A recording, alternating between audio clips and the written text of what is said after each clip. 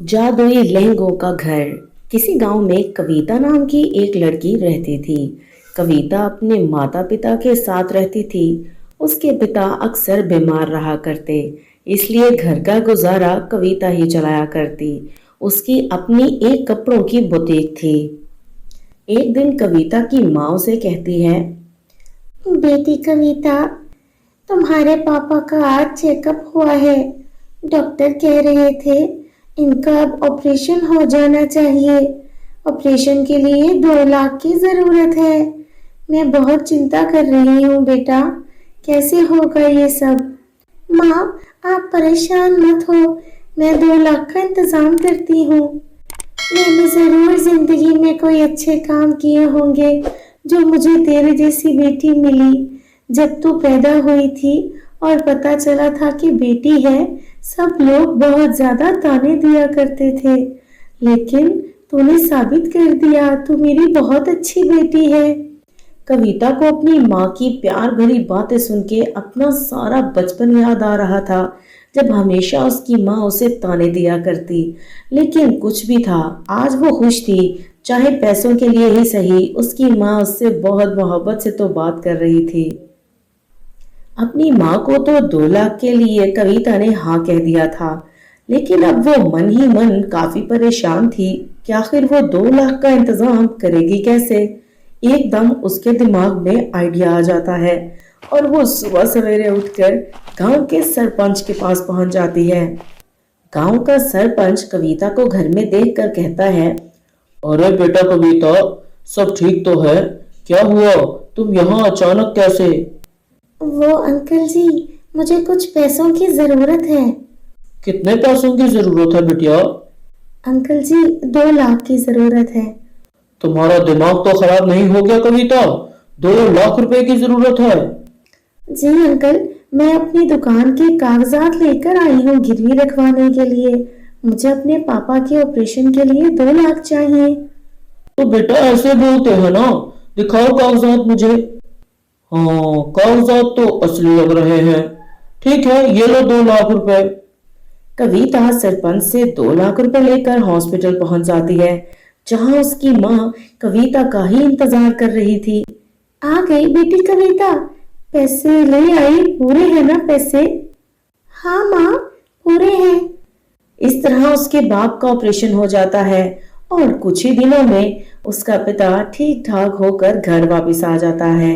दूसरी तरफ कविता का बुटीक का काम भी काफी अच्छा चलने लगा था। शादियों का सीजन था और लोग बहुत सारे लहंगे ऑर्डर कर रहे थे।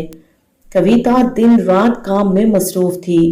तभी एक दिन अचानक शॉर्ट सर्किट की वजह से उसकी दुकान में आग लग जाती है। सुबह उठकर जब कविता दुकान पर जाती है तो रोने लगती है। हे भगवान, सारी परेशानियां एक ही वक्त मुझे ही क्यों मिल रही है। मैं क्या करूं? मैं अब, मेरे पास तो और कोई जरिया भी नहीं है कमाने का। मैं क्या करूंगी? तभी वहां उसकी कुछ कस्टमर औरतें आ जाती हैं और अपने अपने लहंगे मांगने लगती हैं। आप देख तो रही हैं आंटी जी, मेरा सब कुछ जल गया है। मैं आपको कैसे दूंगी लहंगे? मेरे पास तो अब कुछ कमाने के लिए भी नहीं रहा। घर जाकर कविता रोते हुए अपने माता पिता को सारी बात बताती है। देख लिया, मैं तो कह रही थी काम ज्यादा है, दुकान पर ही रुक जाया करो, मगर तुम्हें तो किसी की बात माननी नहीं होती। अब कैसे होगा गुजारा? अजय सुन रहे हो? तुम्हारी लाडली ने दुकान सारी बर्बाद कर दी। आने जाने के चक्कर में टाइम भी बर्बाद किया और कारोबार भी बर्बाद कर दिया। अब हमारा क्या होगा? तुम तो कारोबार करने से रहे। उनके घर में यही सब लड़ाई चल रही थी कि तभी वहां डोरबेल बजती है और गांव का सरपंच आ जाता है। अरे कविता बेटी, मैंने सुना तुम्हारी दुकान जल गई। अब तुम्हारे पास कमाने का कोई जरिया तो रहा नहीं, तो ये तुम्हें मैं कुछ पैसे देने आया हूँ। ये 50,000 रुपए रख लो। क्या? 50,000? जी जी, बहुत शुक्रिया। आप बहुत अच्छे इंसान हैं, मैं आपका बहुत शुक्रगुजार हूँ। माँ, पैसे वापस कर दो। मैं तुम्हें कह रही हूँ, सरपंच जी को पैसे वापस कर दो, हमें ये पैसे नहीं लेने। अरे बेटी, ऐसा क्यों बोल रही हो? 2 लाख तो पहले भी तुम लिए हुए हो। अब तुम वो वापस तो करने से रही। ये ले लो और इन कागजात पर साइन कर दो। हाँ कविता मेरी बच्ची, अक्लमंदी से काम लो। हमारे पास इससे अच्छा कोई हल नहीं है। घर में कुछ खाने को नहीं है। और माँ के इतना जोर देने पर कविता कागजात पर साइन कर देती है और अब उसकी दुकान सरपंच के नाम हो चुकी थी। लेकिन इसके बाद कविता तो जैसे जिंदा ही नहीं रहना चाहती थी। वो एक नदी किनारे आकर दुखी होकर बैठ जाती है। तभी वहां उसकी दुख भरी हालत देखकर एक परी आती है और उससे उसकी दुख की वजह पूछती है। मेरा तो जिंदा रहने को दिल ही नहीं चाहता। मेरे जिंदा रहने की वजह ही नहीं रही। इतना कुछ मेहनत करने के बाद भी मेरी दुकान जल गई और मेरी दुकान चली गई। मैं क्या करूंगी? बस इतनी सी बात, तुम फिक्र मत करो, अभी सब कुछ ठीक हो जाएगा। परी अपनी जादुई छड़ी से एक घर प्रकट करती है। ये लो कविता, ये जादुई लहंगों का घर है। इसमें लहंगे बहुत सारे हैं जो कभी भी खत्म नहीं होंगे। तुम उन्हें बेच सकती हो और अपनी मर्जी के डिजाइन भी बना सकती हो। तुम अब जाओ और जाकर अपना हंसी खुशी काम शुरू करो और इस घर को भी अपने साथ ले जाओ। कविता बहुत खुश होती है और जादुई लहंगों का घर अपने घर के पास ही ले आती है और बहुत सारे खूबसूरत लहंगे लोगों को बेचने लगती है। जिन कस्टमर्स के लहंगे जल गए थे उन्हें भी उनकी पसंद के नए लहंगे दे देती है।